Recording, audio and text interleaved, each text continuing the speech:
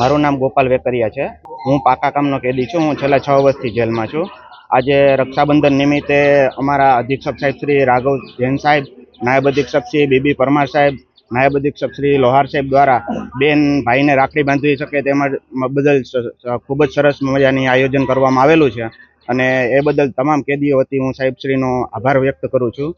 અને જ્યારે બેન અમારા કાંડે રાખડી બાંધતી હોય છે ત્યારે તેમના આંખમાં આંસુ આવે છે અને અમને એવું ગિલ્ટી ફીલ થાય છે કે અમે જે કાયદો હાથમાં લીધો એ ખરેખર ખોટો લીધો છે, જેને આજે અમારા બેનને સજા અને અમારા પરિવારને સજા ભોગવવી પડે છે। મને અપહરણ અને પોક્સોના કેસમાં આજીવનની સજા ભોગવવી પડેલી છે। હું 7 વર્ષથી સજા કાપું છું। હું અન્ય લોકોને બહારની ભાઈઓ બહેનોને એવી કહીશ કે જે બંધારણ આપણે જેની છૂટ નથી આપતો એવા કોઈ પણ કામ કરવા ન જોઈએ, જેથી કરીને આપણો પરિવારનો માળો વિખાય। હા, એ જ્યારે બેન ભાઈને કાંડે રાખડી બાંધે છે ત્યારે એમના આંખમાંથી ગંગા જમનાની જેમ આંસુ વહી પડે છે। મારા परिवार में मारा मदर है और मारा बेन है। मेरा नाम राघव जैन है, राजकोट सेंट्रल जेल अधीक्षक।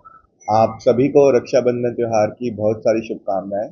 जैसा कि हम जानते हैं कि राखी का जो त्यौहार है वो किसी भी भाई और बहन के लिए बहुत खास होता है, तो उसी भावना का सम्मान रखते हुए हमने आज यहाँ पर जितने भी हमारे बंदीवान भाई लोग हैं उनको ऐसी सुविधा दी है कि जिनके भी उनके परिवार के महिलाएं या फिर उनके रिश्तेदार जो उनको राखी बांधना चाहते हैं वो आज यहाँ राजकोट सेंट्रल जेल में आए और उनको राखी बांध सकें।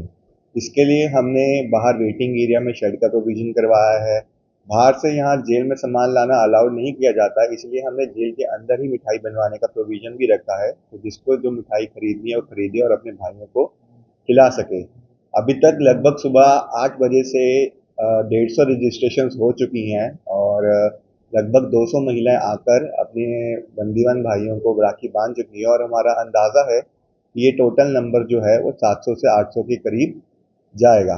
और साथ ही साथ जिनके परिवार यहाँ पर आसपास नहीं रहते हैं, हमने उनके लिए भी अलग से प्रोविज़न किया है ताकि यहाँ पर जितने भी बंदीवान भाई और बहनें हैं वो राखी अपने परिवार में पोस्ट करवा सकें।